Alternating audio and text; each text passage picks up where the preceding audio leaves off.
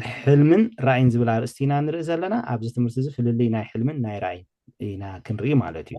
حجي عفتي حلمن رأين نرئز لنا في اللي كأندي آتكرونا بزعبا حلمي إيو مالتي تي رأي جن نجا من قدنا انتهي كم سخونة اندار عنايو كن كيدينا زابر مسكن من البات دحار حتى تقول تحطوا ندخليهم اوكي رأي زي بتاع حازولي ماتيو رأي ናይ እግዚአብሔር ባህሪ እዩ ዘርእየና ራእይ ቪዥን ማለት እዩ ራእይ ናይ እግዚአብሔር ባህሪ እዩ ዘርእየና ናይ እግዚአብሔር መንነት እዩ ዝገልጸልና ሕልሚ ግና ናይ እግዚአብሔር መደብ እዩ ዝነግረና ወይ ዝገልጸልና እዚአን ሕጂ ጽቡቅ ጌርኩም ሓዝወን ማለት እዩ እግዚአብሔር ይመስገን ሕልሚ ራእይ ናይ እግዚአብሔር መንነት አይደንቲቲ ካራክተር መንነቱ ባህሪኡ እዩ ዝገልጸልና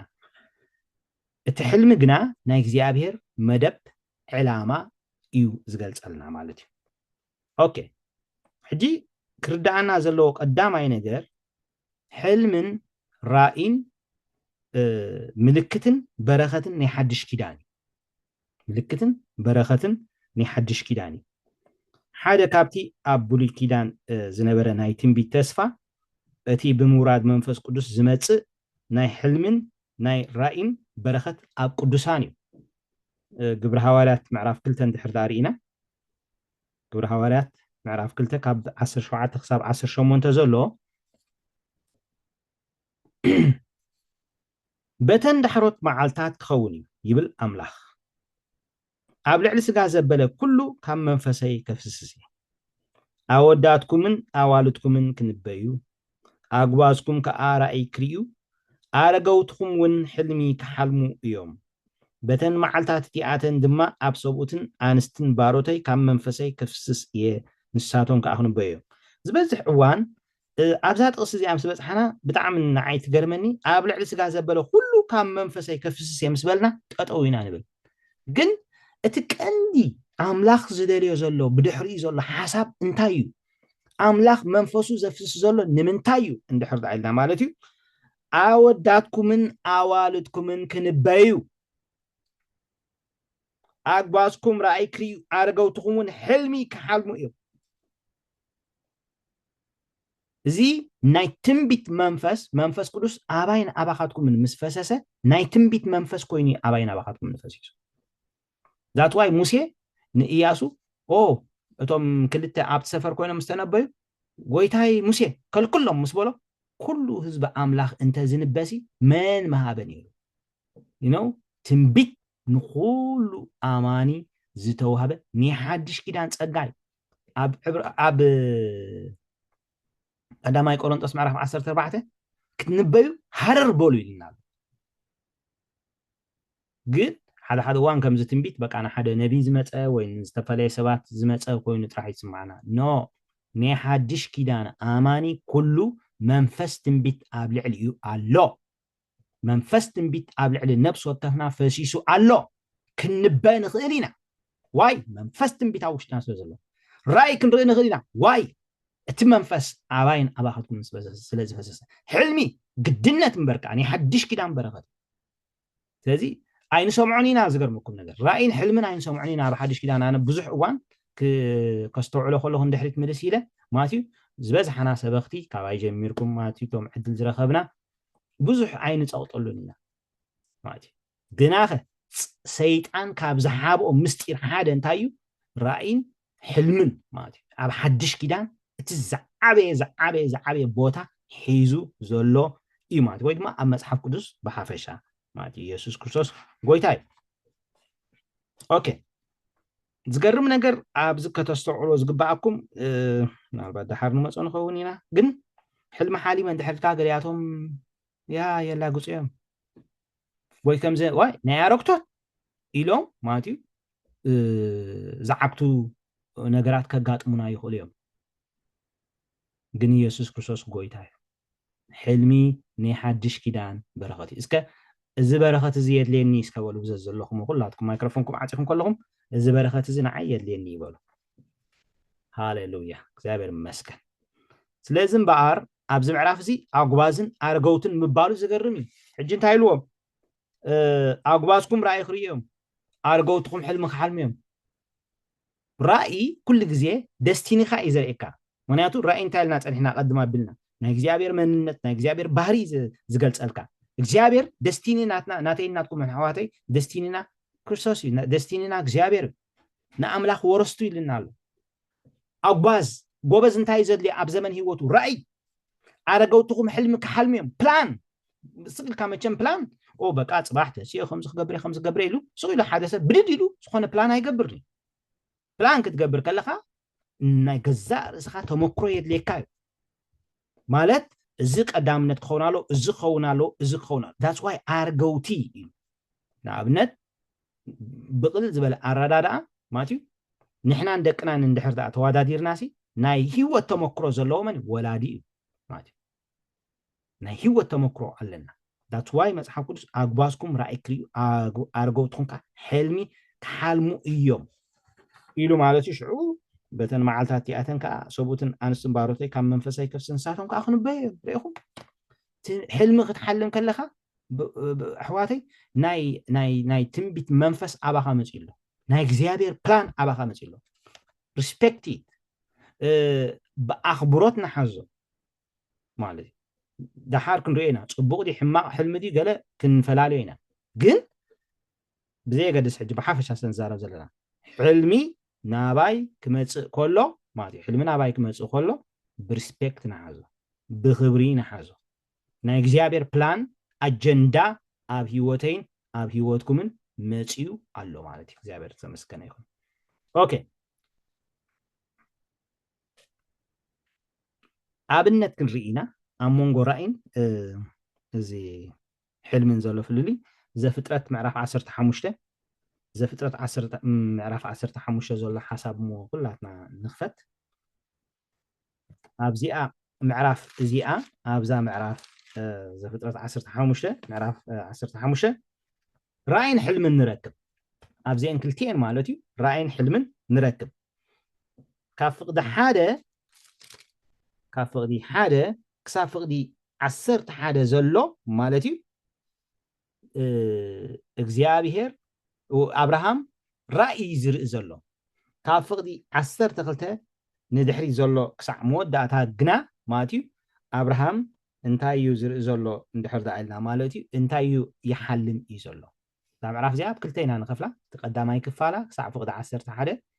ናይ ራእይ ክፋልያ እቲ ካልኣይ ክፋላ ድማ ናይ ሕልሚ ክፋል እዩ ግን ብሓንሳብ ኮይና ነንብቦ ድሕሪ እዚ ነገር እዚ ቃል እግዚኣብሔር ብራእይ ከምዚ ኢሉ ናብ ኣብርሃም መፀ ብራእይ ኣብርሃም ኣይትፍራህ ዋልታኻ ኣነ ሓስብኻ ኣዝዩ ክበዝሕ እዩ እንታይ ኢልዎ ኣብርሃም ብራእይ ዝርኦ ዘሎ ሕጂ ብራእይ መፅኡ እግዚኣብሔር መንነቱ ንኣብርሃም ይገልፀሉ ኣሎ እንታይ ይብሎ ኣሎ ዋልታኻ ኣነ ሓስብኻ ኣዝዩ ክበዝሕ ሽዑ ኣብርሃም ከዓ እግዚአብሔር ጎይታይ ኣነ ውሉድ ዘይብለይ ይኸይድ ኣለኹ ራስ ቤተይ ዝኸውን ድማ ንሱ ኣልዓዛር በዓል ደማስቆ እንታይ እሞ ክትበኒኻ በለ ኣብርሃም ከዓ ገለ ዘርኢ ኣይሃብካንን እንሆ ድማ ሓደ ኣብ ቤተይ ተወልደ ኮርሰኒ በለ እንሆ ከዓ ቃል እግዚኣብሔር ከምዚ ኢሉ ናብኡ መፀ ኣይፋሉን ካብ ከስዒኻ ዝወፀ እዩ ዝወርሰካ እምበር እዚስ ኣይወርሰካን እዩ ንግዳም ኣውፂኡ ድማ ንሰማይ ጠምት ራእይዎ ራእይ ንሰማይ ጠምት ምቁፃሮም እትኽእል እንተኾንካ ከዋኽብቲ ቁፀር በሎ ዘርእኻ እውን ከምኡ ክኸውን ይበሎ ብእግዚአብሔር ከዓ ኣመነ ንሱ ድማ ንፅድቂ ቆፀረሉ ኢንፋክት ዋላ እቲ ሓሳብ ክሳዕ ኣብዚ ማለት እዩ እውን ፅቡቅ ክሳዕ እዚኣ እውን ፐርፌክት እታ ራእይ ትገልፀልና ማለት እዩ ቪዥን ሕጂ ኣብ ራእይ ብዙሕ ግዜ ኩላትና ማለት ካብ ጀሚርኩም እንታይ ኢና ንጋለ ንኣብነት ተንበርኪኽና ንፅልለና ተንበርኪኽና እንዳፀለና ንበል ማለት እዩ በዚ ቅድሜና ጭሩ ፉ ኢላ ክትሓልፍ ንርኢ ንኣብነት እየ ዝብል ዘለኹ ኦኬ ሽዑ ብር ንብል ንስንብድ ዋ እንታይ ዳ ዝርኢ ዘለኹ ካት ጌርናዮ ነቲ ስፒሪትንቲ መንፈስ ቆሪፅናዮ ዳትስ ዋይ መፅሓፍ ቅዱስ ህድእ በል ምህዳእ ክንክእል ኣለና ምክንያቱ ዋው ጎይታ እንታይ ዳ እዚ ዳ ወረገሌናሲ ኣብ ግዜ ጸሎት ምስ ኣሕዋትና ክንጽሊ ከለና ገለ ንርሞ ዋ ኣታ ገለ ንብር ኣለኹ ኣይንውድኦን ኢና ኸም ቪዥን እዩ ንሱ እግዚኣብሔር ገለ ነገር ክገልጸልካ ደልዩ ማለት እዩ ሽዑ ኣብርሃም ማለት እዩ በቃ ነታ ምድሪ ከም ዝወርሳ ምስ ተዛረበ ካብ ፍቕዲ 12 ግን ሽዑ ማለት ረኣይዎ እታ ካልአይቲ ክፋል ፍቕዲ 12 ሕልሚ ረኣይዎ ፀሓይ ክትዓርብ ከላ ድማ ንኣብርሃም ከቢድ ድቃስ ወደቆ እንሆ ከዓ ናይ ብርቱዕ ጸልማት ስምባድ ወደቆ ከቢድ ድቃስ ወደቆ ሽዑ ረኣይዎ ንኣብርሃም ድማ በሎ ንዘርእኻ ኣብ ዘይምድሮም ስደተኛታት ኮይኖም ከም ዝገዝኦም 400 ዓመት ድማ ከም ዘጨንቕዎም ኣርጊፅካ ፍለጥ ነቲ ዝግዝዎ ህዝቢ ድማ ኣነ ክፈርዶ ድሕርቲ ንሳቶም ብዙሕ ገንዘብ ሒዞም ክወፅኦም ንስኻ ግና ብሰላም ናብ ኣቦታትካ ክትከይድ ኢኻ ብፅቡቕ ዕርጋን ድማ ክትቅበር ኢኻ ዓመፅ ዓሞራውያን ገና ክሳዕ ሕጂ ኣይመለአን እሞ ኣብ 4 ወለዶ ናብዚ ክምለሱ እዮም እዚ ሕጂ ብምሉ ብሕልሚ እግዚኣብሔር ንኣብርሃም ፕላኑ ይገልጸሉ ኣሕዋት መደቡ ይገልጸሉ ሕልሚ እንተ ደኣ ርኢና ማለት እዩ መደብ ኣምላኽ ብምሉ ናባና መፅእ ኣነ ኣብዚ ንደቀይ ክምህረን ከለኹ ከምእየ ዝብለን እንድሕር ዳ ሕልሚ መፂልክን እቲ ፕላን ኣምላኽ ኣብ ኢድክን ኣትይሎ ማለት እዩ ኣብ ኢድካ ኣትይሎ ድላይካ ንክትገብሮስ ኣብ ኢድካ ኣትይሎ ክትጥቀመሉ ትኽእል ማለት እዩ ድሓርቲ ፅቡቕ ሕማቕ ኩሉ ክንከዶ እንዲና ማለት እዩ ፅቡቕ ተኮይኑ ክትጥቀመሉ ትኽእል ሕማቕ ተኮይኑ ከተፍርሶ ኣብ ኢድካ መፂሉ ንኣብነት ሕጂ ልኡል ሓወይ ኣብ ጁባኻ ክንደይ ሰልድለካ እንተዝብሎ 100 በዛ 100 እንታይ ክገብር ይኽእል ድላዩ ክገብር ይኽእል ተደልዩ ንሰብ ክባ ክእል ተደልዩ ክሰትየላ ክእል ተደልዩ ክበልዓላ ይኽእል ተደልዩ ንሰበይቱ ገለ ህያብ ክበላ ክእል ልክዕ ከምኡ ማለት እዩ እቲ ቪዥን ከምዚ በርቂ መስ ኢሉ እዩ ዝኸይድ ብራእይ መንነት ናይ ኣምላኽ ኣፍሊጥካ ጠቅ ኣቢልልካ እዩ ዝኸይድ እቲ ሕልሚ ግን ናይ እግዚኣብሔር ፕላን ብምሉእ ኣብ ሂወትካ ኣትይሎ ስለዚ እንታይ ኢልዎ ዘርእኻ ኣብ ዘይምድሮም ስደተኛታት ክኾኑ እዮም 400 ዓመት ክጭነቑ እዮም ነቲ ዝግዝእዎ ህዝቢ ክፈርድዎ እዮም ብዙሕ ገንዘብ ገፊፎም ክወፁ እዮም ኣብ 4 ወለዶ ክምለሱ እዮም ምድሪ ከነኣን ንዑ ንዘርኡን ከም ዝህቦ ብሰላም ከም ዝቕበር ብምሉእ ፕላን ኣምላኽ ፈሊጥዎ ማለት እዩ እግዚኣብሔር ዝተመስገነ ይኹን ኢየሱስ ጎይታ እዩ ስለዚ እንታይ እዩ ሕልሚ ካብ ራእይ ዝፈልዮ እቲ ሕልምን ራእይን ሕጂ ትዝፈልዮ እንታይ እዩ ማለት እዩ ኣብ ሕልሚ ከለኻ ማለት እዩ ምስ እግዚኣብሔር ክትዛረብ ትኽእል ኢኻ ኣብ ሕልሚ ክትዛረብ ትኽእል ኢኻ ሕጂ ሓደ እዋን ያ ክስታይኩም ተዝኸፍቶ ጽቡቕ ነይሩንቲ ድምፅኹም ተዝኽፈት ጽቡቕ ነይሩ ማለት እዩ ሓደ እዋን ኣብ ሕልሚ ከለና ከምዚ ንኣብነት ሰብኣይን ሰበይትን ከለና ኣብ ጥቓ مش مزراب نسن كمزي بهيوت كلها ولا مالتي يحسبوها حدا وان افكع عبس يبل مالتي ذا سيم اب حلمي كلو سبك الزارب يغني كم مصحف قدس تحكم بينا رأيكن كم مبرقي سيطان كم مبرق كاب سماي كود كل ريقو رأي مالتي كود كل طع يلون دا ودو كله يو مالتي جي الرأي لك كمزي تلفزيون كاب قصصر كا وصاي تلفزيون نابنت اوكي لومي ريموت غيرنا قال ما غيرنا حتى كنت تمسنا كنسمعو وي كنريو نخدينا زغونه فيلمي فيديو زغونه اب عندنا بنت ذكريكم تلفزيون قدم ندحرتا بروجرام حليفه كوم دي عقيس كحدا حدا غور لي مسايا لكم ديكم كلاتكم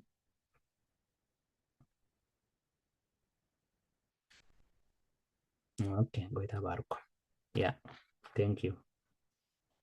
واللي حفتك እግዚአብሔር ባርክ بخمن كم زعتك قبل الرسائل سوري قويت باركم قاعد حناتر اوكي እሺ ስለዚህ ኣብ ሕልሚን ከለኻ ክትዛረብ ትኽእል ኢኻ ንኣብነት ዘፍጥረት ምዕራፍ 10 ካብ 1 ክሳዕ 7 ኣቢሜሌክ ማለት እዩ ዘፍጥረት ምዕራፍ 10 ሕጂ ኣብ ከምዚ ከዓ ይብል ነይረ ኣብቲ ሕልመይሲ ከምዚ ኢለ ይዛረብ ነይረ ከምኡ የጋጥመና እዩ ኩላትና ማለት እዩ ኩላትና ብዝደለና አይ ቲንክ ናይ ሕልሚ ተመክሮ ዘለና ሰባት ኢና ኢለ ይሓስብ ማለት እዩ ኦ ሓሊሙ ዘይፈልጥ ሰብ ኣሎ ዲስከ ሓደ ክልተ ግበርለይ ኣነስ ሕልሚ ትባህር ይፈልጥ ነይ ዝብል ሰብ I think يلن إلى حسب أوكي سيزو كلها ناس تمكروا لنا ماتي أنت بنشتي أنت انت بعبي قد معرف عسرة زفطرت أبراهام دما كابو نمدري دوبو أبيلو تقعزه أمونغو قاديسن شورن تقمته أب جرار كأسدتنيا خوينو نبره أبراهام دما بزعبا سبيتو سارة حابتي إيابله أبي ميلك نقص جرار كاليهو نسارا وسدا أملاخ جنا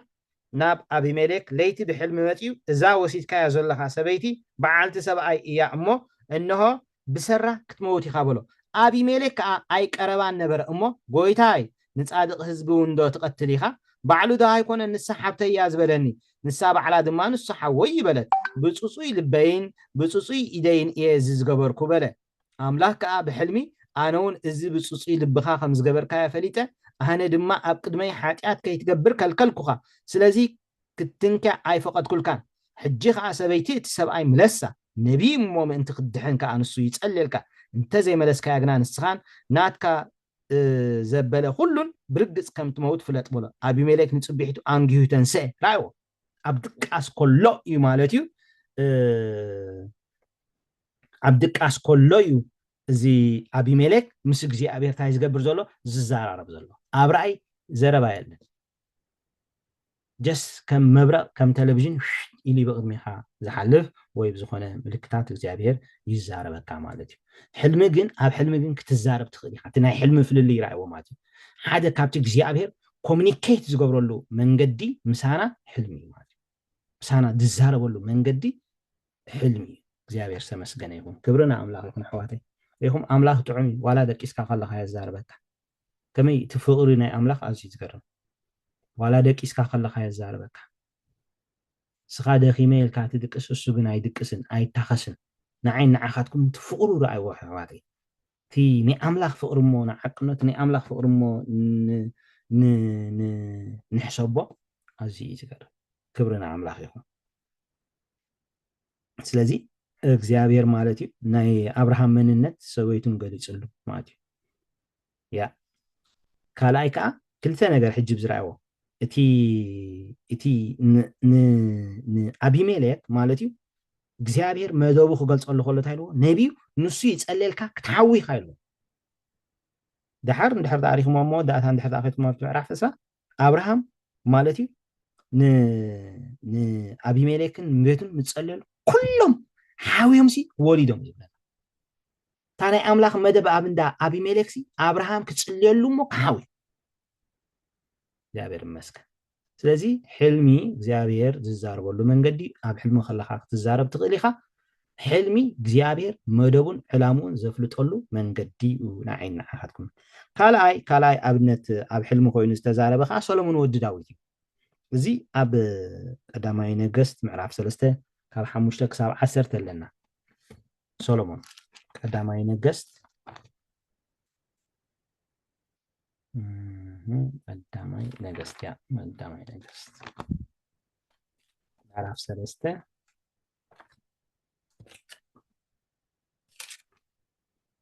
ርዱእ ድዩ ዘሎ ብሩኻት ኣሕዋተይ እግዚአብሔር ይመስገን ኦኬ ካብ 4 ዋላ ክንጅምራ ኢና ጊብዖን ንሳ ተዓባይ ኩርባ ነበረት እሞ እቲ ንጉስ ድማ ኣብኣ ክስውእ ከደ ሰሎሞን ማለት እዩ ኣብቲ መሰውእቲ ከዓ ሰሎሞን 1000 ዝሓርር መስዋእቲ ዓረገ ኣብ ጊብዖን እግዚአብሔር ንሰሎሞን ለይቲ ብሕልሚ ተራእዮ ሕጂ ኣብዚ ዓይናታ ኩሉ ግዜ ኣብ ክንዲ ሕልሚ ሓሊመ ንብል ራእይ ርኤ ኢልና እዚ ክስታይ ንገብር ማለት እዩ ቁርብ እዚ ናብ ራእይ ገፅና ነፀጉዖ ኖ ራእይ ልክዕ ከም ቴሌቪዥን ካብ ቁፅፅርካ ወፃ እዩ ሕልሚ ግን ንዓኻ ዝወሃበካ ናይ እግዚአብሔር ፕላን እዩ እግዚአብሔር ይመስገን ጎይታ ይባረኽ ጎይታ ባርክ ሰገን ሓፍተይ ኣብ ጊብዖን እግዚአብሔር ንሰሎሞን ለይቲ ብሕልሚ ተራእዮ ኣምላኽ ከዓ እንታይ ከም ዝህበካ ለምን በለ ሰሎሞን ከዓ በለ ንስኻ ንባርያኻ ነቦይ ዳዊት ከምታ ኣብ ቅድሜኻ ብእምነትን ብፅድቅን ብቕንዕና ልብን ምሳኻ ተመላለሶ ብዙሕ ምሕረት ገበርካሉ ነዚ ዓብይ ምሕረት እዚ ሓሊኻ ከዓ ከም ዝሎሙ ኮይኑ ዘሎ ኣብ ፋኑ ዝቕመጥ ወዲ ሃብካዮ ሕጂ ድማ ወእግዚአብሔር ኣምላኸይ ንባርያኻ ኣብ ክንዲ ኣቦይ ዳዊት ኣንገስካኒ ኣነ ከዓ መውፅየን መእተውየን ዘይፈለጥ ንእሽቶ ጎበዝ እየ ባርያኻ ድማ ኣብ ማእከል እዚ ዝሓሪኻዮ ህዝብኻ ኣብ ማእከል እዚ ስለምብዛሑ زي قصرن زي صبصبن بزح حزبي ايزلخو نزي بزح حزب خادع ازي دع من كفردو يخل امبارسي امونغو صبقن كفون فوليو حزب خام انت خفرسي نباريخا استو على لبهابو سولومون ازي نجر زي سلازلمن دما نجرو نغويتا باهابولو املاك قابلو نوح عدما اي لمن كان هابتون اي لمن كان نفسي صلعت خادع دما اي لمن كان ازي نجر زي دع سلازلمن كان فردين مفلاي مستوعال سلازلمن كان انه كم تزربها قبر كلكا انه بقدميها كما خازبله زي نبره بدحريخاون كما خازبله زيت بلهن استوعن لبه بكا الله مسود ما بكل زمن كا امونغو نغستات كما خازبله زي ركب غيره زي لمن كان هابتن كبرتن هابخا كمتي ابوها داوي زخودخا حغاغاتين تزازاتين كتحلو بمجدي انت خدك عدميها كنوحي سولومون دما تباربره از كل بزراب رايو اب حلم خلو كلتيو ام اغزيابيرن سولومون اب حلم خلو يمزرارو زلو سولومون كانتاي غبره تباربره انه خا حلمي يزنبره اب حلمي تزارب يخا مس اغزيابير تزارب يخا دحر مس منتاي كم نزارب ترغم بالدم بهرينا يسوس كويتاي اوكي حجرايو እግዚአብሔር ሓደ ካብቲ ዝዛረበሉ ምሳና ኮሙኒኬት ዝገብረሉ መንገዲ እንታይ እንድሕዳለ ሕልሚ ማለት እዩ አምላክ ይመስገን ኣብ ህዝብና ዝገርመኩም ነገር ሕልሚ ከም ፈትሓይ እዩ እንዳተባለ ሰይጣን በቃ ነቲ አምላክ ዝሃበና ናይ ሓድሽ ኪዳን በረኸት ካብ ልብ ሰባት ካስስ ገይርዎ እዩ ዋ ሕልሚ እንደፈታሽ ነው ወይ ገለ ኮሙኒታት በመሓርኛ ገይሮም ይመስሉ ሕልሚ ዳቤ ከም ፈትሓይ እዩ ሕልሚ ከም ሓላሚ እዩ ከምዚ በቃ ሓሊምካ ሸለል ድርቢ ማለት ኖ ኖ ኖ ኖ ኖ ሕልሚ ዝኸበረ ፕላን ናይ እግዚአብሔር እዩ አሜን ኣሕዋተይ ክብርና ኣምላኽ ይኹን ስለዚ ሕጂ ግን እግዚአብሔር ብሕልሚ ካብ ምዝራብ ስቕ ስለ ዘይበልዕ ነዚ በረኸት እዚ ኣነ ንስኻትኩምን ክንጥቀመሉ ኢና እግዚአብሔር መስገን ካልእ ኣብ ሕልሚ ዝተዛረበ ድማ ኣብ ኢዮብ እዩ ማለት እዩ ኣብ ኢዮብ 33 እስከ ኸድና ነንብባ ኢዮብ ምዕራፍ 33 ኩላትኩም ድሕሪ ኣምሳይ ፎሎ ኣፕ ጌርኩም ኢዮብ 33 ካብ 14 ካብ 14 ያ 14 ክሳብ 18 ድሓር መሊስና ከዓ ካብ 22 ክሳብ 28 ከነንብባ ኢና ሕጂ ርኣይዎ ካብ 14 እንታይ ኢሉ ኣምላኽ ሓንሳእ ክልተ ሳዕ ይዛረብ ሰብ ግና ኣየቕልብን እዩ ብሕልሚ ብናይ ለይቲ ራእይ ንሰብ ከቢድ ድቃስ ምስ ወደቆ ኣብ ዓራቱ ምስ ደቀሰ ኣብርሃም ዓንተ ወይታ ኢልና ነርና ከቢድ ድቃስ ወዲቕዎ ኢልና ነርና ልክዕ ሽዑ ከቢድ ድቃስ ምስ ወደቆ እግዚአብሔር ክዛረቦ ጀሚሩ ፕላኑ መደቡ ኩሉ ከፍልጦ ጀሚሩ ሕጂ እግዚአብሔር ብሕልሚ ኮሙኒኬት ይገብር እዩ ኢና ንብል ዘለና ስለዚ ኢዮብ ከዓ እንታይ ይብል ኣሎ እግዚአብሔር ንሰብ ሓንሳን ክልተ ሰዓን ይዛረቦ እዩ ብምንታይ ብሕልሚ ብናይ ለይቲ ራእይ in the night vision ማለት እዩ ንኣብነት ነብርሃምሲ ናብ ደገ ኣውፅኡ ከዋክብቲ ቁፀር ክብሎ ከሎ ኣሕዋተይ ቀትሪ ከዋክብቲ ክረኣዩ ይክእሉን እዮም ለይቲ እዩ ነይሩ in the night vision بحلمي يزارب برأي يزارب نسب كبيد قاس مسودقو اب عراتو مسدقسه نسب كاب قبرو من انت خمالسو كاب تعبيتون كسورو ننفسو كاب عميق من انتي كبالهان هيوتون كاب سيف كناقفاس شعون ازنزب كفيسو نتكساسو يحاتمو سب ابتا مدقاسو بالسقيات اب عصمو كل غزي بقانزا يقصع اب دقاسو كله اب دقاسو كله يوب بلالو بحلم سب يقصع بحاكم بينا in fact بزح نجر سلنتن كفزلنا هنا شعويدو ماتيك 17 يا اخلنا اوكي كاب 20 كلتن شعراو 20 كلتن كساب 28 زلو كومو يلو شع مالتي كومو نفسنا مقابر هيوتونا قتلتي تقرب بحلمي يزخلو نسب تقنعت مجد زمهرو كباشحات حدا ما اكل يكونو زحلو ملأخ انت ترخ بقنا شعون السو كحسات قبل يمو نام مقابل كم مراد ادحنو إلو يرحرحلو سقاو خابناي حصاني لملم نام معلتات غبزنا يملس ناملاك لمنمون السو صقا خبوي نغصوم بحغوس يريو نتسبتي صدقو يملسلو شعون السو انا بدلكو فتحون دفنكو كم زغبا ان خاي تقصعكم لنفسي نام مقابل كيتورد تبجوا هيوتي برهان تري الله إلو ابق مسل يزمر مننت املاك يغلصلو in the night vision برأي لي ናይ እግዚኣብሔር መንነት ምስ ተገልጸሉ ማለት እዩ ሽዑ በቃ እግዚኣብሔር ሕጂ ብዚኣ መደቡን መንነቱን ይገልጽ ኣብ ሕልሚ ሓደ ሓደ እዋን እውን መንነቱ ይገልጽ እግዚኣብሔር መንነቱ ይገልጽ እግዚአብሔር ተመስገነ ይሁን ኦኬ ስለዚ መጽሐፍ ቅዱስና ማለት እዩ ናይ ሕልሚ መጽሐፍ እዩ ብዙሓት ሕልምታት ተጻሒፎምልና ኣለዉ ኩላቶም ድማ ነናቶም ዝኾነ መፍትሒታትን ትርጉማትን ዕላማታትን ኣለዎም መጽሐፍ ቅዱስ ናይ ሕልሚ መጽሐፍ እዩ ካብ መጀመርያ ክሳዕ መወዳእታ ናይ ሕልሚ መጽሐፍ እዩ ስለዚ እግዚአብሔር ኣቦ ብክርስቶስ ገይሩ ተዓሪቁ መንፈሱ ምስ ሃበና ኩሉ ምስጢሩ ከፍልጠና ይዘሊ ኣሕዋት ኩሉ ምስጢሩ አሞጽ 3:7 እግዚአብሔር ሲ ምስጢሩ ንባሮቱ ከይተዛረበ ገለ እኳ ኣይገብርን እዩ ኣታሓወይ ኣታሓፍተይ ኣነ ንስኻትኩም እንዳ ዘይሰማዕና ይኾይን ይኸውን እምበር ኣብ ህይወትና ብዘይ ፍቃድ ኣምላኽ ጨጉሩ ርእስኩም እኳ ቁፅራት ይንልና መን ኣሎ ክንደይ ጨጉሩ ርእስ ከም ዘለዎ ትፈልጥ ኣሎ ድዩ ካባና የለን ጨጉሩ ርእስ ክንደይ ከም ዘሎ ኣምላኽ ግን ንሓንቲ ጨጉርና ከማን ይፈልጣ ክንደይ ጨጉሩ ከም ዘሎ ዓይነቲ ጨጉሪ ያለው ማዓት ትረግፍ ይፈልጣ እግዚአብሔር ስለዚ ከም ናይ ሓድሽ ኪዳን ብሓቂ በዚ ትምህርቲ ብዙሓት ሰባት ክንናገፍ ኢና ድሕሪ ሕጂ ብሓቂ ንኣምላኽ ኣብ ሕልፍኝና ክንደልዮም ፍትን ኢና በዓልና ኣይነው ምክንያቱ መንፈስ ይርዳእኒ ኣሎ ነዊሕ እዋን ደድሕሪ ሰባት ደድሕሪ ኣገልገልቲ ዝጎየና ሕጂ ግን ነቲ መርዓዊ በዓልና ክንደልዮ ኢና ኣነ መርዓትካ ኣነ በጊዕካ ንስኻ ጓሳይ ካይድና ብዙሓት በዓልና ክንብርከኽ ኢና ክንረኽቦ ኢና ክርከበልና ይኸ ንሱ ክብርና ኣምላኽ ይኹን ስለዚ ሎማዓት ትረግፍ ጨጉሪ ከማንስ እግዚአብሔር ካብ ሰማይ ኮይኑ ይፈልጣ እዩ ዓይነቲ ጨጉሪ ያ ትረግፍ ካብ ህይወተይሲ ይፈልጣ እግዚአብሔር ሕጂ ሕሰብዎ እሞ ነዛ ኣነስ ሓንቲ ጨጉሪ ከማን ፈለይ ከውፃ ከማንስ ለኻኺመ የደውፅእ ምናልባት ናይ ደቂ ኣንስትዮ ንውሕ ስለ ዝበለ ሓንቲ ክትፈልዮ ቀሊል ይኸውን ናይ ደቂ ተባዕትዮ እሞ ሕሰብዎ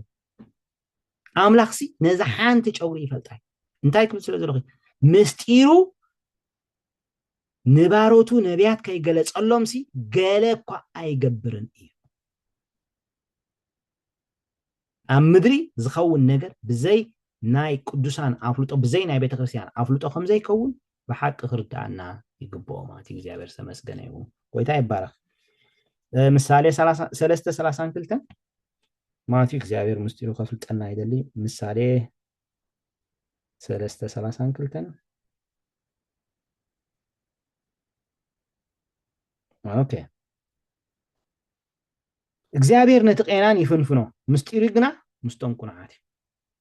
ራዮ ኣምላኽ ብክርስቶስ ኢየሱስ ስለዘፍቀረና ኩሉ ግዜ ምስጢሩ ከፍልጠና ይደሊ ማርቆስ 4:11 ኣብ ሓድሽ ኪዳን ድማ ማርቆስ 4:11 ንሱ ከዓ በሎም ምፍላጥ ምስጢር መንግስቲ ኣምላኽ ንዓኻትኩም እዩ እተዋህበ ነቶም ብወፃኢ ዘለው ግና ብወፃኢ ዘለው ምስጢር መንግስቲ ኣምላኽ ኣይፍቀዶም ዳሓር ክንሪኦ ኢና ስለምንታይ ደኣ እሞ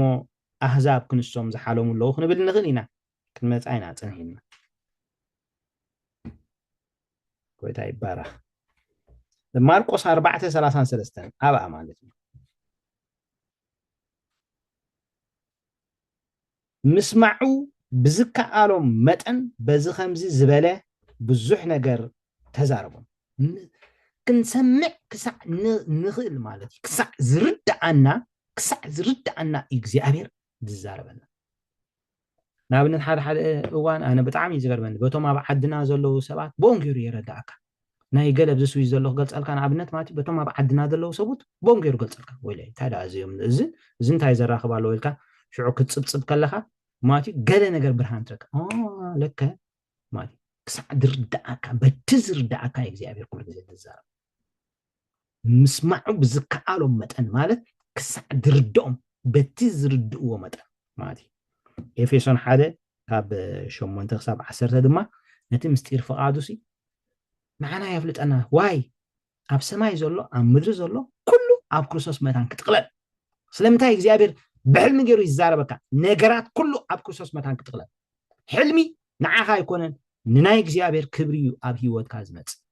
even ዋላ ንዓኻ ዝትንክፍ ክኸውን ከሎሲ ንናይ እግዚኣብሔር ክብሪ እዩ ሕዋተይ ሓኸለ ከመይ ጌርና ከም ንበልዖ ክንፈልጥ ክንክእል ኣለና ከመይ ጌርካ ሓኸለ ከም ትበልዕ ክትፈልጥ ክትክእል ኣለካ ዘፀአት 28 ከድና ነንብቦ ሓኸለ ንዓኻ ኢልዎን ሙሴ ሓኸለ ምብላዕ ክትክእል ኣለካ ናይ እግዚኣብሔር ንእግዚኣብሔር ንዓኻ ዝምልከትካ ንዓኻ እቲ ሕልሚ ንምድሓንካ ይመጽእ ክብሪ እግዚኣብሔር ዝወስድ ኣብ ኩሉ እግዚኣብሔር ክብሪ ይወስድ እግዚአብሔር ይመስገን ስለዚህ እግዚአብሔር አቦ ምስጢሩ የፍልጠና ክንብል ከለና ናይ ሕልሚ ምንጭ ባዕሉ ይሕዋተይ ብኡ ገይሩ ድማ መደቡን ዕላሙን የፍልጠና ኦኬ እምበር እግዚአብሔር ንእግዚአብሔር ዘይፈልጡ ሰባት ከይተረፈኳ መደቡን ዕላሙን ብሕልሚ ገይሩ ተዛሪቦም ኣሎ እዚ ማለት ግን እጅዚያ አስተውዕሉለይ እዚ ማለት ግን ካብ ፍቅሩን ለውሃቱን ዝተልዓለ ሓደ እኳ ክጠፍእ ስለ ዘይፈቱ ናብ ልቦም ተመሊሶም መደብን ዕላማን ፍቅሩን ንምግላጽ መደብን ዕላማን ፍቅሩን እንታይ ንምግባር ንምግላጽ ኢየሱስ ጎይታ እዩ ንኣብነት ኣብ ብሉይ ኪዳን ንአቢሜሌክ ማለት እዩ ዘፍጥረት 13 ኣለና ንአቢሜሌክ ኣቀዲምና ኣንቢብናያ ፀንሒና ኢና ንሳራ ምስ ወሰዳ እዛ ወሲድካያ ዘለካ ሰበይቲ ነቢያ ሰበይቲ ሰብኣያ ሰብኣይ ነቢ ብለሳ በቃ ተመሊሱ ማቲት ነታ ሕልሚ ርኢ ተመሊሱ አብርሃም ይጸልል ካይልዎ ጸሊሉ ቤቱን ንሱን ተፈውሶም አግራዱ ሁሉ ተፈውሶ ጅሬኹም እግዚአብሔር ካብ ፍቅሩ ዝተልዓለ ኣነ እኮ ብፅፁይ ልበይ ወሲደያ ኢልዎ ማለት ወብፅፁይ ልብኻ ከም ዝወሰድካያ ስለዚ ፈለጥከያ ድማ ብለይቲ መጽየት ዛረበካ ዘሎ ስለዚ እንታይ ግበራ ብለስ ኣታ ነገራትኩም ይመለስ ብሽም ኢየሱስ ጸራይ ብፍላጥ ብዘይፍላጥ ዝሓዞ ሎም መዓልቲ ብሽም ኢየሱስ ይመለስ አሜን ክብርና አምላኽ ይሁን ጎይታ ይባረክ ካልኣይ ላባን ከዓ ትፈልጥዎ ይኹም ማለት ላባን ከዓ ኣብ ዘፍጥረት 32 24 ንያቆብ ብዘለዎ ሓይሊ ማለት ክመልሶ ምስከደ እንታይ ኢሉ ኣባ ኣምላኽ ኣቦኻ በዛ ለይቲ እዚኣ ገንሓኒ ኣታ ንጸላኢ ገንሖ እግዚአብሔር ብሕልሚ ገይሩ ንዓኻ ምእንቲ ከይቀርብሲ እግዚአብሔር ዋው እንኳን ናይዚ ኣምላኽ ዝኾንኩ ኣነ ከመይ ከም ዝሕጎስ ክነግረኩም ኣይኽእልኒ ሞር ልበይ በቃ እንድዒ ኣብ ጎይታ በቃ ልበይስ ሞር ኣሚን ንጸላዕተይ ብዘይናቱ ፍቓድ ኣብ ህይወተይ ክመፁሲ ፈፂሙ ኣይፈቕደሎም ስለዚ ንላባን ማለት እዩ ገኒሕዎ ዘፍጥረት 32 24 ባዕሉ ኮኒ ካለ ቆም ዝብል ዘሎ ገሊኡ እኮ ሕልሙ ዝሓብእ መዓት እንዲ እግዚአብሔር ንምናሴ ከይትዛረቦ ኢልዎ ከሎ ግን እንታይ ይገብር ማለት እዩ ዘፍጥረት 32 24 ያ ዝያዳ ጥቕሲ ተጋገደ ዘለዎ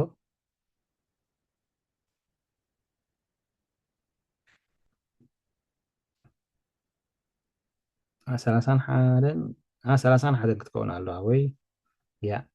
እስከ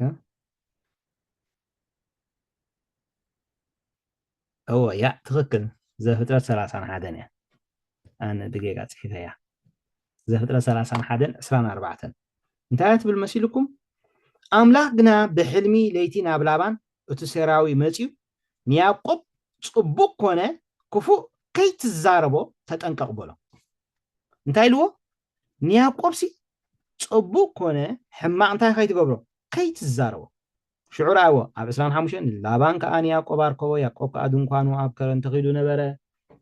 ላባን ኢሉ ማለት እዩ ላባን ከዓ ንያቆብ በሎ ኣብ 26 እንታይ እዩ ዝገበርካዮ ልበይ ጠቢርካ ደኖ ዋልደይ ብሴፍ ከም ተማረኸ ካብከብካዮ 27 ስለምንታይ ካባይ ተሰሪቕካ ከይነገርካ ድማ ተሓቢእካ ዝሃደምካ ብሓጎስን ብመዝሙርን ብኸበሮን ብመሰንቆን መፋነውካ ነይረ ሓሳዊ ኣበይ ብሓጎስን ብኸበሮን ከፋንዎ ዳ ከግድፎ እኒ ትጎይ ነይሩ ጅራእዎ ቋንቋ ተቐይሩ ማለት እዩ ኦኬ عسران شعاتن دلا موجن نببا كفو كجبركم أب إيدي سلطان لون رأيكم بحاجوسن بمزمورن كفان وكا خلص أنا حسي هاي سيطان እግዚአብሔር يرينا حكا تعمي يتقرب شو انت له كفو كجبركم أب إيدي سلطان لون أملاخ أبوهم جنات مالي ليتين يعقوب صبوك كونه كفو كيت الزاربو تتأنك إلو تزاري بني حجي خايلو بقى شعكي إلو مالتي بتعمي يتقرب أملاخ جنا جنحو حوادي أملاخ جنا أنت يجبره جنحو بحكي كبرنا أملاخ يكون يسوع كريستوس قويتاي نسألاتكم إجزاء أبيهر يجنا حيو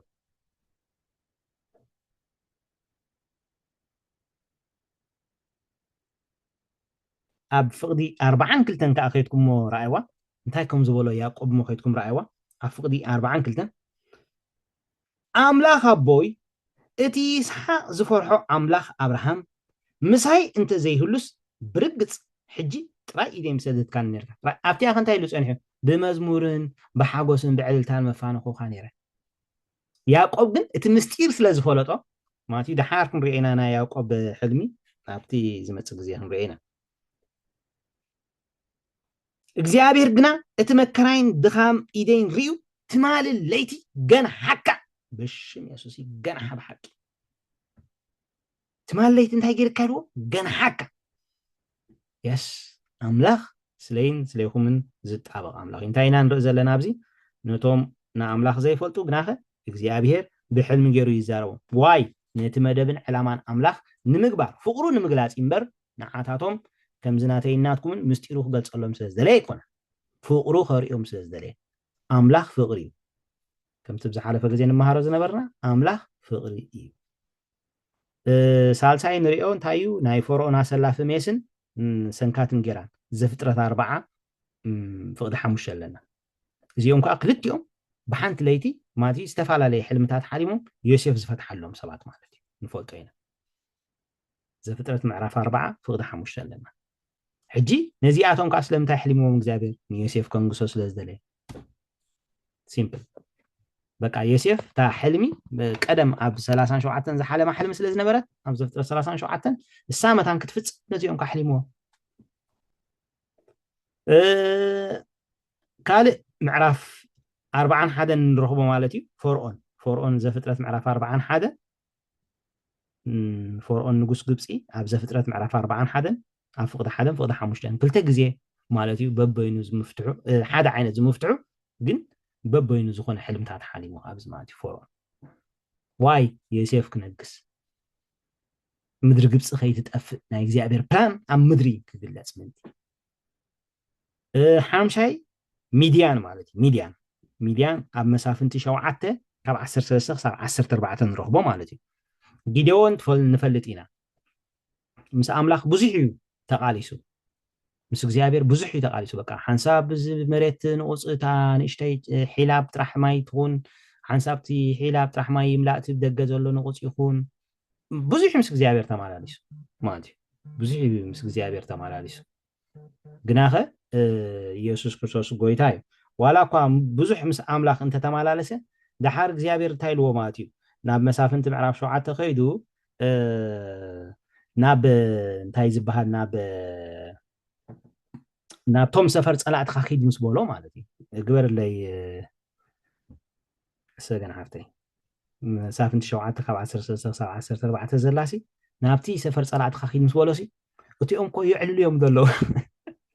ኣነ ብጣዕሚ ትገርመኒ ሓደ እዋን ኣስተውዕሉ ገሊኦም ዘይምልከቶም ሕልሚ ዝሓልሙ ኣለዉ ክንደይ ሰባት ንዓያብ ሂወቶም ኣጋጢሞም ኣለዉ سجن حفتي قال لي قوي تبارك ثانك يو قوي تبارك حجي اسكنن ببامو اتي بتصايد ما مليسو او 10 سنه ጊዶን ምስ መፀ ማለት እግዚአብሔር ኪድ ና እቲኦም ሚድያናውያን ዝብልዎ ዘለዉ ስማዕ ኢሉ ኪድ ኢልዎ ማለት ብለይቲ ሕጂ መፂ ሰው ሽዑ ጊዶን ምስ መፀ እንሆ ሓደ ሰብ ንምፃዩ ሕልሚ ይነግሮ ይብለውን ነበረ እጂ ይዕልሉ እዮም ዘለዉ ሳቶ ولا حنت جدون كم دمتساو قال اي فلطن يوم جدون صن كم دبلهم دل اي فلطن يوم ماتي انه حلم حالمكم انه غوغو سجن ناب سفر ميديان انكر عروه ناب دنكان مصي وقع نسما ودق نلعل ابيلو خا قلبطو ات دنكان دما ودق ات بصاي دما مليسو ازيلو سيف جدون ودياس ናይ እስራኤል ሰብ እምበር ካልእ ኣይኮነን ኣምላኽ ንሚድያንን ንኩሉ ሰፈርን ኣብ ኢዱ ሓሊፉ ሃቦ በለ ኮነኻ ጊደውን ነገር ዝሕልምን ዝን መፍትሑን ምስ ሰምዐ ሰገደ ድሕርዚ ዋው እጂ ክነግረኩም ፀኒሐ ዘይምልከቶም ሕልሚ ዝሓልሙ ሰባት ኣለዉ ኢለኩም ዘይምልከቶም ሕልሚ ዝሓልሙ ሰባት ኣለዉ ክንደይ ሰባት ንሪኢ ኣለኹ ክንደይ ሰባት ኣብ ስዊዘርላንድ ናይ ገሊኦም ሕልሚ ንዓይ ብጣዕሚ ዝገርመኒ ማለት ሓደ ግዜ ሓንቲ ሓፍቲ ካብ ካናዳ ሓሊማ ስሊኣ መስልዋ ቀጥቀጥ እንዳበለት ነግራት እቲ ነገር ግን ንዓይ ነይሩ ዝገርመኩም ነገር ኣብ ስዊዘርላንድ ተፈፂሙ ሕጂ እዚ ናይ ሚድያናን ካብ ካልእ መታን ከይናኣቱ ድሕሪ ሕጂ መታን ስታር ንገብሮ ዘይምልከቶ ሕልሚ እዮም በቃ ይዕልሉ ኣሎ ዘይምልከቶ ሕልሚ ኣታ ብሽም ኢየሱስ ፀላእይኹም ዘይምልከቶ ሕልሚ ይዛረብ ንዓኹም ሰናይ ነገር የስምዑኩም أي مليقوه ينبرزي أمستر زي أسكو صعيد لين نبلولو ساعات تذكره مليقوه ينبرزي أقوى زي أس فتسيما حماس ديتو زي أس إذا أملاك يقول زبرنا له وانا تالو إذا أملاك زبرنا له ساعات تالو بركات زي أس مليقوه ينبر كميجي روكم زيهم يس كومو جيروك زيابير بك زي ملكتهم علال بوك قبل حسن نسن نايكا كهون ماجي زي ناي ميديان حدا هجي جيدول متان كسعر ماجي እቲ ካልእ ነቡካድነፅር ናይ ነቡካድነፅር ሕልሚ መፅሓፍ ዳንኤል ኩላትና ንፈልጦ ኢና ዳንኤል ምዕራፍ 2 ዳንኤል ምዕራፍ 4 ማለት እዩ ክልተ ግዜ ሓሊሙሎ ያ ኦኬ ኣብ ሓድሽ ኪዳንከ ማለት ኣብ ሓድሽ ኪዳንከ ዝሓለሙ ኣለዉ ዶ ማለት እዚኦም ሕጂ ንኣምላኽ ዘይፈልጡ ሰባት እንዲና ንብል ዘለና ንኣምላኽ ዘይፈልጡ ሰባት حلم حالمو እግዚአብሔር በቃ አስተጋግረው ማለት ኣብ ሓድሽ ኪዳን ካለው አለው ዶ እስከለው ትብሉና ሓደ ግበሩ ኦኬ ኣብ ሓድሽ ኪዳን ድማ ማለት እዩ ክልተ ኣለውና ንኣምላኽ ዘይፈልጡ ግን ሕልም ዝሓለሙ ክልተ ኣለውና ሓደ ካብኦም ሰብ ጥበብ ይኹላትና ንፈልጦ ኢና ንኣምላኽ ዝፈልጡ ይኮኑ ካብ ርሑቕ እዮም መፅኦም ኮኸብ ርዮም እዮም መፅኦም ተኾኸብ መሪሕዎም ነቲ ኮኸብ እንዳረኣየ እዮም መፅኦም ስለዚህ ብዛዕባ ምውላድ ኢየሱስ መፅኦም ኣብ ኮኸቡ ኣብ ምብራቕ ርኢና ኢና እሞ በቃ እቲ ዝውለድ ንጉስ ኣይሁድ ኣበይ እንዳበሉ ናብ ኢየሩሳሌም መፅኦም ስለዚ እቲ ኮኸብ ከዓ ናብ ኢየሱስ መሪሕዎ ነቲ ቆልዓ ሰጊዶምሉ ከዓ ከይዶም ማለት እዩ ያ እቲ ካልኣይ ዮሴፍ ኣይኮነን ዮሴፍ ዳ እሞ ንኣምላኽ ዝፈርሕ ሰብኣይ ፃድቕ እንዲ ነይሩ ሩሃታዋት እቲ ካልኣይ ሰይቲ ጲላጦስ እያ ፈፂምና ኣስተውዕልና ላ ይንፈልጥ ኢና ሰይቲ ጲላጦስ እያ ኣብ ማቴዎስ 27:19 ቀልጢፍ ክግበር ለይ ሰገን ዓፍተይ ማቴዎስ 27:19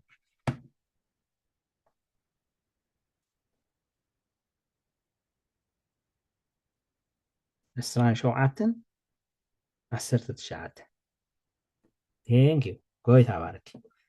ኣብ መንበር ፍርዲ ተቐሚጡ ከለኻ ሰበይቱ ሎሚ ብሕልሚ ስልዩ ብዙሕ መከራ ረኺብና ኣሎ እሞ ኣብ ነገር እቲ ጻድቕ እቲ ኣይትእቶ ኢላ ለኣኽቱ እንታይ ሓሊማ ኣይንፈልጥን ግን ስልዩ መከራ ብዙሕ መከራ ረኺብና ኣሎ እሞ ኣብ ነገር እቲ ጻድቕ እቲ ኣይትእቶ ኢላ ለኣኽትሉ ካብ ታሪኽ ኣነ ካብ ታሪኽ ካብ ዘንበብኮ ወይ ካብ ሰማዕኮ ማለት እዩ ጲላጦስ ብጣዕሚ ሕማቕ ኣማውታ እዩ ሞይቱ ብሂወቱ ከሎ ብጠጠው ከሎ ምስ ሓርኡን ሽንቱን ተሓዋዊሱ ከይዱ እዩ ዝበሃል ፅሉል ኮይኑ እዩ ዝበሃል በቲ ኣብ ክርስቶስ ዝገበሮ ነገር ካብ ታሪክ እምበር መፅሓፍ ገለመላ ኣይንረኽማ መፅሓፍ ቅዱስ ኣይንረኽበና ምናልባት እታ ሰበይቲ ነዚ ሰብኣይ ንምልዓል ንሰብኣያ ንምልዓል ዝረኸበቶ መከራ ክኸውን ይኽእል ዝብል ግምት ኣለኒ ናተይ ማለት እዩ ምክንያቱ እንታይ ከም ዝሓለመት እንታይ ትሕልማ ኣይንፈልጦን ኢና ግን ሎሚ ለይቲ ብሕልሚ ስለዚ ሰብኣይ እዚ መከራ ረኺብና ኣሎ እሞ ኣብ ጻድቕ እዚ ሰብኣይ እዚ እንታይ ትግበር ኣይትእቶ ስለዚ ሸውዓተ ሰባት ማለት እዩ ሸውዓተ ዝተፈላለዩ ሰባት ኢንፋክሽን ሞንቴም ዝተፈላለዩ ሰባት ማለት እዩ ንኣምላኽ ዘይፈልጡ ግን ኣምላኽ ብሕልሚ ገይሩ ዝተዛረቦም ሰባት ኣለውና ላኹም መስከን ኦኬ ጽቡቕ ምንጭታት ሕልሚ ኣዚና ሕጂ ክንፈልጦ ይግባአና ማለት ምንጭታት ሕልሚ ቀዳማይ ምንጪ እግዚአብሔር እዩ ንጹር ቀዳማይ ምንጪ እግዚአብሔር እዩ እግዚአብሔር ኣምላኽ ናይ ግለ ኣምላኽ ምስ ገበርናዮ ብሕልሚ ገይሩ ይዛረበና እዩ ሓደ ካብቲ ናይ ሓድሽ ኪዳን በረኸት እንብሎ እንታይ እዩ እንድሕር ዳኢልና ሕልሚ እዩ ማለት ሕልሚ በረኸትና እዩ ኣሕዋተይ ስለዚ ከም ናይ ግሊ መድሓኒና ገርና ምስ ተቐበልናዮ ያ እግዚአብሔር ይዛረበና እዩ ላኹም መስከን እዚ መንፈሳዊ ሕልምታት ብመንፈስ ቅዱስ ተደሪኽና ንሓልሞ ሕልምታት እዩ ናይ እግዚአብሔር ምዃኑ ሓደ ምልክት ድማ ኣብ ውሽጥኻ ሰላም ይህበካ ክፍታሕ ከሎ ድማ ሰላምን ምርዳእን ይመልኣካ ልክዕ እቲ ሕልሚ ናይ እግዚአብሔር ስለ ዝኾነ በቃ ሰላምካ ይበዝሕ ማለት እዩ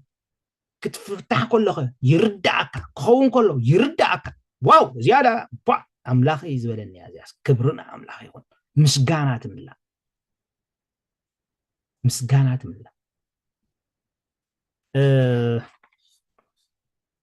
ሕጂ ገለ ክርስቲያናት ንሕልሚ እንታይ ሸለል ይብልዎ እዮም ማለት እዩ ሕልሚ ክትነግሮም ከለካ ወይ እዚኣቶም ዝኣርጉ መንእሰያት እዮም ይብሉካ በቃ ኒው ኤጀርስ የላግፁልካ ከምኡ ብሉና ነይሮም እዮም ክላ ሕልምኻ መርምር ብሉና ነይሮም ዝገርመኩም ነገር መፂና በቃ ኣብቲ እግሪ ዓራትካ ኮንካ ብህይ ተብል እግዚኣብሔር መሊሱ ዝዛረበካ ማለት እዩ ኢየሱስ ክርስቶስ ጎይታ እዩ ሎሚ እዚ ኦንላይን ንሰብ ሰቲርዎ ይክብርና ኣምላኽ ይኹን ኢየሱስ ክርስቶስ ጎይታ እዩ ማለት ብዙሕ ርክብ ኣገልግሎት ዝቁርብ ሰፊሕ ስለ ዝኾነ ማለት እዩ ቅድም ኣብ ሓደ ቦታ ኢኻ ትራኸብ ብዙሕ ነገር ማለት ያ ኣይርሳዕኒ ድማ ትኽክል ጎይታ ባርክ እያ ኣይርሳዕኒ ድማ ብሓቂ ያ ናይ እግዚኣብሔር እንድሕር ኮይኑ ኣይርሳዕኒ ያ ስለዚ እግዚኣብሔር ግን ብኡ ገይሩ ከም ዝዛረብ ርግፀኛታት ንኹን ምሳሌ 25:2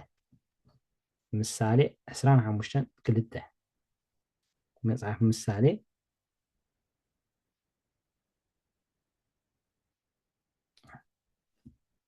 እንታይ ኢሉ ክብሪ እግዚአብሔር ምስዋር ነገር እዩ ክብሪ ነገስታት ግና ምምርማር ነገር እዩ ሪኹም እግዚአብሔር ዝተሰወረ ነገር ይገልጻል ክብሪ እግዚአብሔር ምስዋር ነገር እዩ ክብሪ ነገስታት ግና ምምርማር ነገር እዩ ንሕና ከዓ እንታይ ተባሂልና ኣለና ነገስታት ተባሂልና ኣለና መንግስትን ካህናትን ገበረና መንግስት ማለት ንግስነት እዩ ኣምላኽ ክብሪ ይገልጸልካ ኣምላኽ ዝተሰወረ ክብሪ ይገልጸልካ እስኻ ትምርምሮ ኣብ ምድሪ ድማ ንስኻ ካዳምሎ ትገብሮ ስለዚ ናይ እግዚአብሔር ሕልሚ ናይ እግዚአብሔር ሓደ ሕልሚ እግዚአብሔር እቲ ምንጩ ካልኣይ ምንጪ ነፍሲ ሰብ እዩ ነፍሲ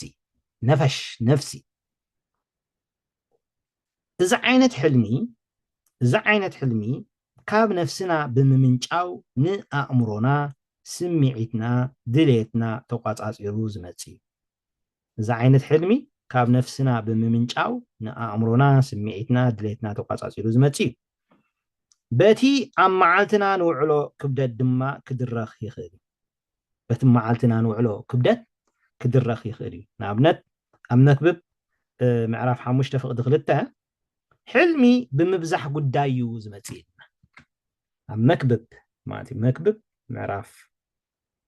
5:2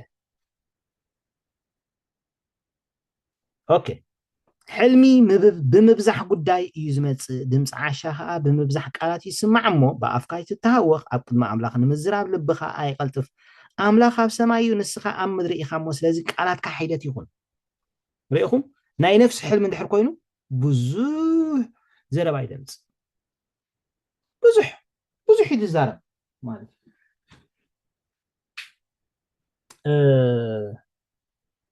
that's why you ኣብ ኤርምያስ ነቶም ናይ ሓሶት ነቢያት እንታይ ኢልዎም ማለት እዩ በቲ ሕልሞም እንዳ ተዛረቡስ ኢሉ ነቲ ህዝበይ ሽመይ የረስዕዎ ኣለዉ ኢሉ እግዚአብሔር እንተደኣ ኮይኑ እቲ ሕልሚ ምንጩ እግዚአብሔር ይኽብሪ ዝህብ ኣሕዋተይ حلمي زبل دحر أخوينو جن اللي أمام مرمار تدليا ما أدري نتهزبي جن نتايلو حلميسي بقى بتحلمه من داتا زاروس نهزبي انتاي جيرمو مالتي بقى أرسعمو إلو كاب 15 منببا إرمياس معراف إسران سلستن كاب فقدا 15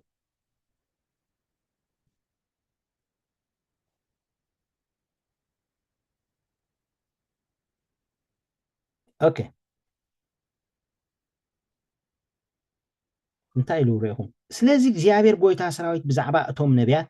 ካብቶም ነቢያት ኢየሩሳሌም ረሲእነት ኣብ ኩላታ ሃገር ተዘርጊሑ እሞ እንሆ ዕረ ከብልዖም ማይ ስሚ ከዓ ከስትዮም እየ ይብል ኣሎ ዕረ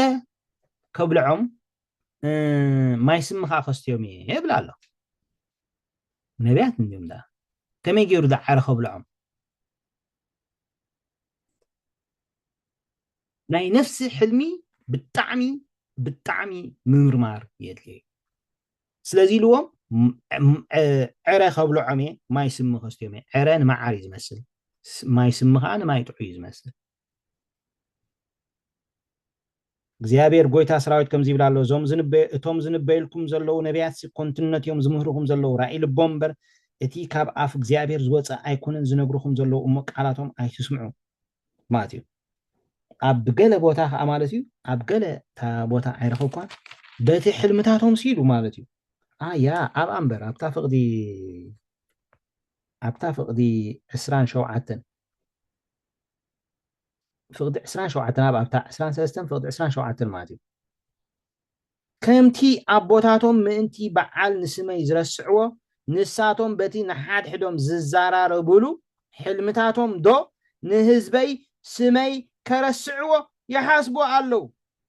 تحلمي زحالة نبي حلمي يزارب اتقالي يزلو أبا حق قالي ينقر حاسر مسأخلين انتهي علو ويبلغ زيادة قالي دو كم حاول كم تنخوحي حاشمشم زبل مودشان أيكونن يبل إكزيابير ريوخم نا إكزيابير حلمي بحاوي تمرميرو بمودشا تهاريمو زحلفي بروحات حواتي إكزيابير استمسكنا يوم زحلفي نا إكزيابير حلمي نا نفس حلمي جن ماتيو يمها منكا مالتي بايزو يمها منكا نوح تثبيت نلبي يمها منو مشي له مصحف قدس يمها منكا ما تبغى تايدا هذا الحلم زي تايدا هذا الحلم زي ماتي دحار ناي قالينا شجر كن رئينا ماتي ناي قال سبعة شجر كن رئينا سلازي إذا ناي نفس حلمي نفس خا من شخت كون تغليا بمبزح قداي زمت جن كأن اسم እግዚአብሔርን ከረሳዓካ ስለዝኽእል ምጥንቃ ኣገዳሲ ጽቡቕ እቲ ሳልሳይ ሕልሚ እቲ ሳልሳይ ምንጪ ሰይጣን እዚ ሕልሚ እዚ ምንጩ ኣጋንንታዊ ካብ ሓሶትን ጣዖታዊ ሓይልን ተበጊሱ ንዕላማ ሰይጣን ንምትግባር ዝሰርሕ ሓይሊ በቃ ካብ ሓሶት ካብ ጣዖታዊ ሓይሊ ተበጊሱ ንዕላማ ሰይጣን ንምትግባር ዝሰርሕ ሓይሊ ኤርምያስ 29 ካብ 8 ክሳብ 9 እስከ ነንብባ ኤርምያስ 29 ካብ 8 ክሳብ 9 እግዚአብሔር ጎይታ ሰራዊት ኣምላኽ እስራኤል ከምዚ ይብላ ኣሎ እቶም ኣብ ማእከልኩም ዝነብሩ ነቢያትን ጠንቆልትን ብስመይ ሓሶት እዮም ዝንበየልኩም ዘለው ኣነኻ ኣይለኣክዎም እሞ በኣታቶም ኣይትጠበሩ በቲ እተሕልምዎ ሕልምኹም እውን ኣይትተኣመኑ ይብል እግዚአብሔር ዋ ልዑል ኪድስከ ሕለም በቲ እተሕልምዎ ሕልምኹም ወርቂ ሕለም ኢልካ ወርቂ ሕለሚ حلمني باتي التحلموا وحلموا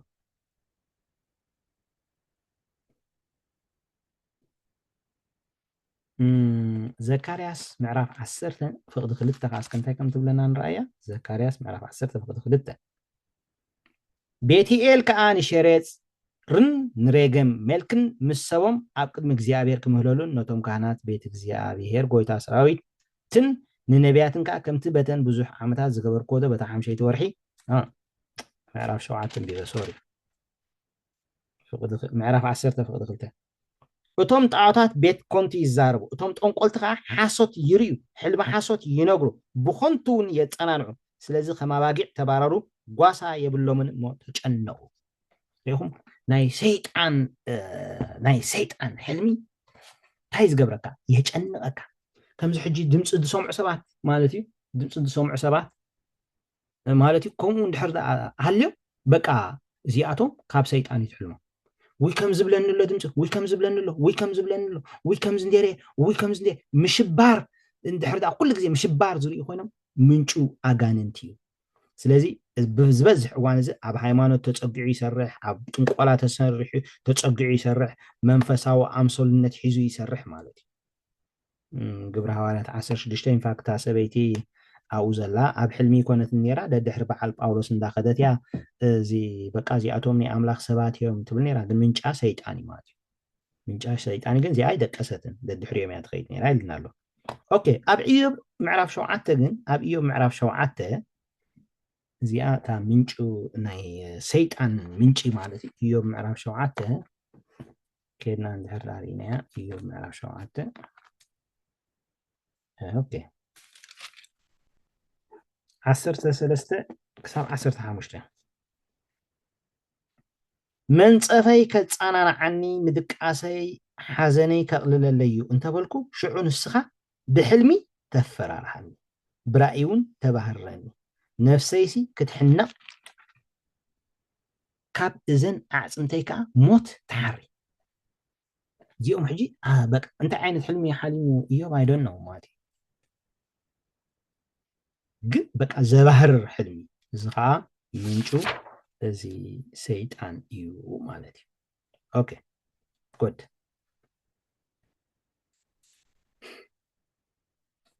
እዚአን ናተይ ተመክሮታት ኣብ ሂወተይ ማለት እዩ 4 ተመክሮታት ኣብ ሂወተይ ክዛረብ ሕጂ ማለት እዩ ቀዳማይ ኩሉ ግዜ እግዚአብሔር ከም ዝኾነ እቲ ሕልሚ ምንጭ ሕልሚ እግዚአብሔር ከም ዝኾነ ማለት እዩ ማንታነ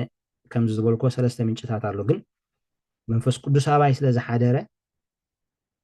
ክልምን ከለኹ ንእግዚአብሔር ወኣቦ ግብርታትካ ዘበለ ከተሪኤኒ በቃ ኣብ ማእከል ዓመታት ማለት እዩ ሂወተይ ንተግባራትካ ማለት እዩ ተድልውቲ ክትከውን ዕንባቆም 3:2 እንታይ ኢሉ ኣብ ማእከል ዓመታት ንተግባራትካ እንታይ ግበሮ ኣፍልጦ ኢሉ ስለዚ ኩሉ ግዜ ወእግዚአብሔር ግብርታትካ ኣብ ዘመነይ ኣፍልጦ ኣርኤኒ ምክንያቱ ኣብ ዮሃንስ ምዕራፍ 5 እንታይ ኢሉልኩም ኣሎ መሲልኩም ዮሃንስ ምዕራፍ 5 ፍቅዲ 19 20 እንታይ ኢሉ ኢየሱስ መሊሱ በሎም ብሓቂ ብሓቂ ብለኩም ኣለኹም ወድስ ኣቦኡ ክገብሮ ዝረኣዮ እምበር ካብ ርእሱ ሓንቲ ነገር ኳ ክገብር ኣይከኣሎን እዩ እቲ ንሱ ዝገብሮ ግብሪ እቲ ወዲ ድማ ከምኡ ዝበለ ይገብር እዩ ኣቦን ወዲ የፍቅሮ እሞ ንሱ ዝገብሮ ዘበለ ኩሉ ድማ የርኦ ንስኻትኩም ምእንቲ ክትግረሙ ካብዚ ዝዓቢ ግብሩን ኮሪ ጎይታ ንስኻ ስለተፍቅረኒ ግብርታትካን ስራሕካን ኣርኤኒ እቲ ስኻ ዘርኣኻኒ ክገብሮ ድማ ሓግዘኒ ምክንያቱ ፕላን ኣምላኽ ኢለኩም ኣሎ ሞር ታ ዮሃንስ 5 ካብ 19 ክሳብ 20 ወሰድዋ ገድ ካልኣይ ናይ ህይወት ተመክሮ ማለት እዩ ብመንፈስ ንምዕባይ ምፍላይ የድልየካ ሮሜ ምዕራፍ 6 ኩሉ ግዜ ምፍላይ የድልየካ ድሓር ክንሪኦ ኢና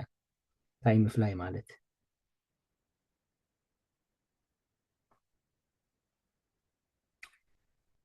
እንታይ ማለት እዩ ብዘሎ ኣካላትካ ኣፅዋር ፅድቂ ክኸውን ንእግዚአብሔር ፍቃድካ መሃብ ሕጂ ኣፅዋር ፅድቂ ግበሮ ወይ ምግባር ኣይኮነን ብፍቃድ መሃብ ፍቃድ ሃቦ ምክንያቱ እንድሕር ኣፅዋር ፅድቂ ክኸውን ብገዛእ ርእሰይ እንድሕር ገይረዮ ሕጊ ኣብ ሕጊ ኣቱ ኣለኹ ፍቃድ መሃብ ግን ኣብ ትሕቲ ፀጋ ትሕት ምባል ማለት እዩ እንታይ ኢሉ እምበኣር ስኒ ትምኒቱ ከይትእዘዙ ኣብ ዝመዋት ስጋኹም ሓጢኣት ኣይንገስ ኣብ ስጋና ሓጢኣት ኣይንገስ ብዘሎ ስጋና ኣፅዋር ፅድቅና ኣምላኽ እዩ ኢንስትሩመንት መሳርሒ እዩ ስለዚ ብዘሎ ኣካላትና ካብ ፀጉሪ ርእስና ክሳዕ ፅፍሪ እግርና ኩለንትናና ዝተቀደሰ እንድሕር ኮይኑ ዝፀረየ ኣቑሑ ኮይኑ ኣሎ ኣብ እንዳ ሓኪም እንድሕር ከይድኩም እቲ ሓኪም ኩሉ ግዜ ሓድሽ መቐዝ ይለውፅእ ሓደ ሕሙም ክመፅእ ከሎስ ሓደ መቐዝ ሓድሽ ይለውፅእ በታ ናይ ቀዳማይ ሕሙም እንድሕር ነቲ ኔክስት ሕሙም እንድሕር ሓኪምዎ ትፈልጡ ኢኹም ኣብ ዓድና ከምኡ ጋጢሙ ነይሩ ማለት እዩ በቲ መቐዝ ገይሩ በቲ ናይ ቀዲሙ ስታይ ትገብሩ ነቲ ኔክስት ይልግበሉ ማለት እዩ ቀደም ከምኡ እዩ ግን እንታይ ሕጂ ኣብዛ ኣውሮጳ ኣብዚ ምዕቡል ሃገራት እንታይ እዮም ዝገብሩ እታ መቐስ ተሸፊና እያ ትመፅእ ኣብ ቅድሚ እታ ሕሙም እያ እታ ወረቐት ትቕለጥ ኢየሱስ ክርስቶስ ጎይታ እዩ ስለዚ ብዘሎ ኣካላትና ሮሜ 6 ካብ 12 ክሳብ 18 ዘሎ ብምሉእ እንድሕር ኣንቢብናዮ ማለት እዩ ብዘሎ ኣካላትና ንእግዚኣብሔር ኣፅዋር ፅድቅ ፍቓድካ ምሃብ ኣቦ ፍቓደይ ይህበካ ኣሎ ፍቓደይ ይህበካ ኣለኹ ንኩሉ ኣካላተይ ናብ ፍቓድካ ይውፍዮ ኣለኹ ካልአይቲ ተመክሮ ሳልሰይቲ ኤፌሶን ምዕራፍ 1 ካብ 17 ክሳብ 18 ዘላ መንፈሳዊ ዓይንተይ ክፈቶ እግዚኣብሔር ምክንያቱ ኣምላኽ መንፈስ ኢኻ ነቲ መንፈሳዊ ዓለም ከዓ ብመንፈስ ክሪኦ ሓግዘኒ ምባል እያ መንፈሳዊ ዓይንትካ ክኽፈት ኩሉ ግዜ ምፅላይ ኩሉ ግዜ ምፅላይ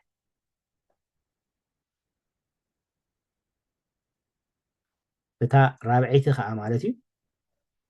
ዘፍጥረት 4 ካብ 5 ክሳብ 8 ዘሎ ንእግዚኣብሔር